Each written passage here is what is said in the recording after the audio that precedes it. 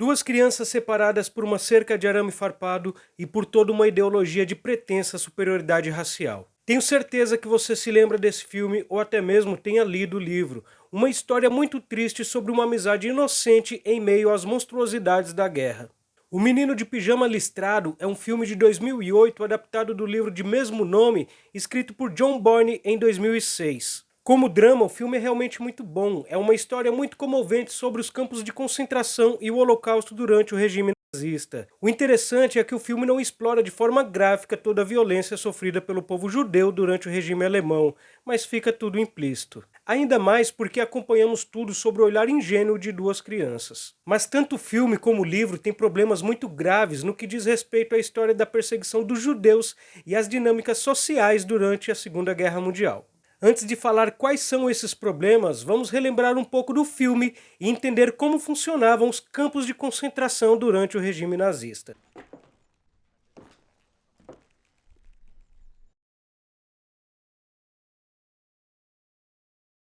No filme, acompanhamos Bruno, um menininho de apenas 8 anos de idade, filho de um oficial alemão que assumiu um cargo importante em um campo de concentração.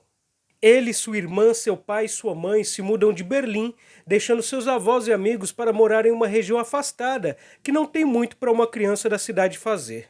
Os campos de concentração são construções militares de aprisionamento construídas a partir de 1933, mesmo ano em que Hitler sobe ao poder na Alemanha. Até 1945 foram construídos mais de 40 mil campos. Alguns serviam para trabalho forçado, outros de aprisionamento político e também de centros de extermínio em massa. Bruno fica chateado porque não tem mais amigos para brincar. Sua irmã tem 12 anos e já está começando a se interessar por namorar. Ela acaba não dando muita atenção a ele. Sua mãe está sempre triste e seu pai sério e ocupado, sempre trabalhando em algo que Bruno não sabe o que é. Começa a perceber que naquele lugar as pessoas estão sempre de cara feia e de mau humor. Além dos soldados comandados pelo pai de Bruno, também tem algumas pessoas que parecem estar doentes, cansadas e com medo. Da janela de seu quarto ele enxerga uma cerca e depois dela algumas pessoas trabalhando naquilo que ele pensou ser uma fazenda. Certo dia ele vai até o local e conhece Shmuel, um garoto que tem a mesma idade que ele e veste o que Bruno pensou ser um pijama listrado. Nos campos de concentração, os nazistas obrigavam os prisioneiros a usar um uniforme que os identificavam caso eles tentassem fugir, mas Bruno, muito inocente, não tinha essa compreensão. Eles fazem amizade e Bruno se acostuma a sair escondido para ver o amigo. Todo aquele lugar sempre parece meio misterioso para ele. Pavel é um dos judeus que trabalha na casa rodeada de soldados. Em todo momento ele está sujo de cabeça baixa. Bruno descobre que Pavel é médico e se pergunta por que um médico trabalha descascando batatas. Também em um almoço com toda a família, o judeu derruba uma taça de vinho e o soldado simplesmente se levanta e espanca ele. O pai de Bruno não esboça nenhuma reação e a família continua a almoçar como se nada tivesse acontecendo. Das chaminés, naquilo que Bruno achava ser uma fazenda, sobe uma fumaça que tem um cheiro horrível. Quando ele pergunta a seu pai o que é, ele fala que às vezes as pessoas queimam lixo lá.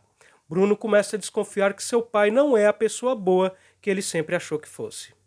Nos campos de concentração haviam câmaras de gás para exterminar os judeus em grande quantidade. Muitas vezes eles eram induzidos a acreditar que iam para o chuveiro tomar banho, já que ficavam muito tempo sem ver água, e quando chegavam, ao invés de água, saía gás venenoso das encanações. A morte demorava de 3 a 20 minutos e podia matar até 2.000 pessoas por câmara. No livro Os Fornos de Hitler, escrito por Olga Lengel, sobrevivente dos campos de concentração, ela relata: os alemães deixavam vivos alguns milhares de deportados de cada vez, mas apenas para facilitar o extermínio de milhões de outros. Faziam tais vítimas executar seu trabalho sujo. Elas faziam parte do Sonderkommando. 300 ou 400 serviam em cada forno do crematório. Seu dever consistia em empurrar os condenados para dentro das câmaras de gás e depois que o assassinato em massa tivesse sido cometido, abrir as portas e transportar os cadáveres. É aquilo que vemos no final do filme. É de trincar qualquer coração de pedra que tiver pela frente.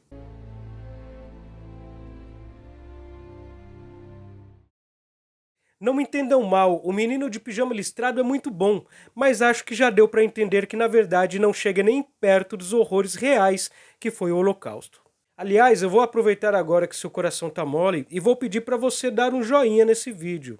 Isso me ajuda a continuar produzindo. É algo tão rapidinho para você, mas para o canal é muito importante. Também dá mais uma olhadinha no canal. Se gostar dos assuntos que eu trabalho por aqui, se inscreva para receber os próximos vídeos e continuar participando de nossas conversas. Holocausto é o nome que se dá ao genocídio do povo judeu durante a Segunda Guerra Mundial, que matou aproximadamente 6 milhões de pessoas por meio de um programa sistemático de extermínio. Além dos judeus, foram perseguidos também ciganos, homossexuais, testemunha de Jeová, pessoas com deficiência física e mental, opositores políticos, entre outros. Mas sem dúvidas, os judeus eram os mais perseguidos.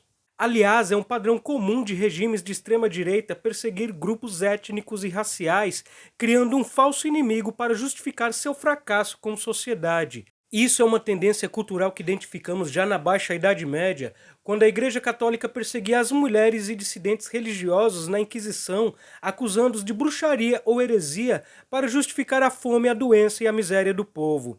No caso dos judeus, a perseguição começa no Império Romano, continua pelos católicos e é reforçada pelo protestantismo de Martinho Lutero, que disse: "Queime as sinagogas, force-os a trabalhar e trate-os com toda sorte de severidade. São inúteis, devemos tratá-los como cachorros loucos, para não sermos parceiros em suas blasfêmias e vícios, e para que não recebamos a ira de Deus sobre nós." Isso em 1543 no Tratado sobre os Judeus e suas Mentiras, constituindo uma cultura conservadora de longa duração que alimentou a ideologia nazista no século XX. Mas voltando sobre o contexto do Holocausto, uma grande pergunta que se faz é: por que se dar ao trabalho de construir tantos campos de concentração e matar o povo judeu lentamente, já que toda a estrutura construída para esse fim era extremamente cara e demorada? Podemos explorar 3 respostas para essa pergunta. As mais óbvias são: primeira, eram muitos judeus, não dava para sumir com todos de uma só vez. Segundo, os nazistas se diziam bonzinhos, salvadores da pátria e da moralidade contra a degeneração.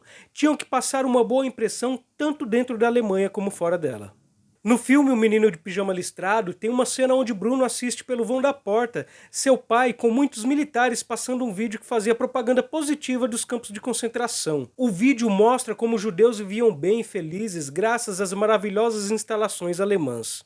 Em todo o período, o governo nazista se fazia valer por suas estratégias de propaganda. Em 1941, um livreto divulgava a ideia de que na Polônia o governo alemão garantia empregos, hospitais, moradias e até mesmo treino vocacional aos israelitas. Ao mesmo tempo, era espalhado a ideia de que os judeus disseminavam doenças contagiosas. Em dezembro de 1943, os soldados nazistas iniciaram as gravações do filme Lentes sobre Theresienstadt, um campo de concentração na cidade de Praga.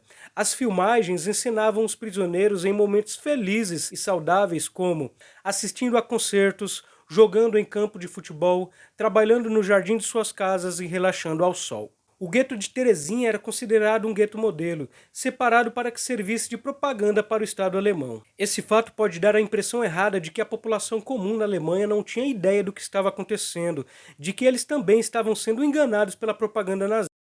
Mas no contexto da guerra, qualquer alemão se perguntaria por que os judeus, considerados culpados pela miséria da Alemanha, estavam vivendo melhor do que eles próprios. Fica claro que o povo alemão aceitava a propaganda não porque era real, mas porque era mais confortável. Afinal de contas, se fosse real que os nazistas estavam mandando os judeus para verdadeiros resorts de luxo, os próprios alemães iriam se revoltar. Essa é a terceira resposta para por que os nazistas se ocupavam de matar os judeus lentamente. Era muito mais fácil exterminar eles depois que tivessem perdido sua fisionomia humana, sua potência de oratória e argumentação. Quando eram levados para o extermínio, já estavam desumanizados como corpos vazios, desprovidos de nome e em seu lugar um número de série tatuado no braço e um símbolo em sua roupa para os identificar. Dessa forma, os nazistas criaram uma atmosfera cultural de que eles eram os verdadeiros heróis, livrando a Alemanha não de seres humanos, mas de pragas.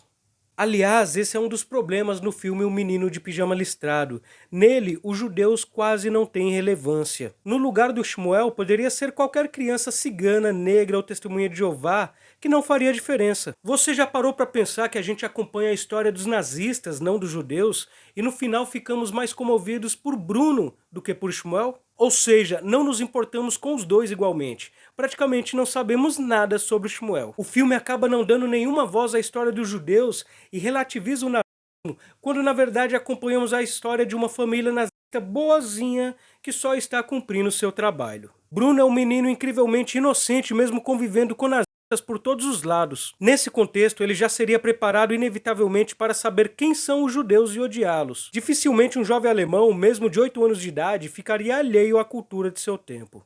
Por um lado, o filme como drama é muito bom, as pessoas se emocionam e gostam muito dele. Mas historicamente ele tem o erro conceitual de relativizar o nazismo e não dar o devido peso ao Holocausto. Até hoje, o Menino de Pijama Listrado é muito usado nas escolas para ensinar sobre a Segunda Guerra Mundial, mas como vimos, ele não é um filme exatamente correto para fazer isso. O que a gente pode fazer então? Bom, eu como professor de história não passaria o filme para os estudantes porque tem muitos outros melhores para abordar o mesmo tema. Ou passaria exatamente para abordar os seus problemas conceituais e aprofundar nos temas que ele não trabalha, igual o que estamos fazendo aqui no vídeo. Talvez o filme perca um pouco seu brilho, mas o debate vai ser muito provocativo. Mas e você? Qual é a sua opinião? Me diz aqui nos comentários. E se você gosta desse tema, também vai gostar da análise que eu fiz sobre o filme A Onda. Vou deixar aqui do lado para você. Ou talvez você ache mais interessante o vídeo que vai aparecer aqui do lado. Eu sou Douglas Fernandes, professor de História e Filosofia e apreciador de cinema. Não esqueça de deixar o seu joinha. Se não for inscrito, se inscreva no canal para acompanhar os próximos vídeos. E tchau! Até o próximo.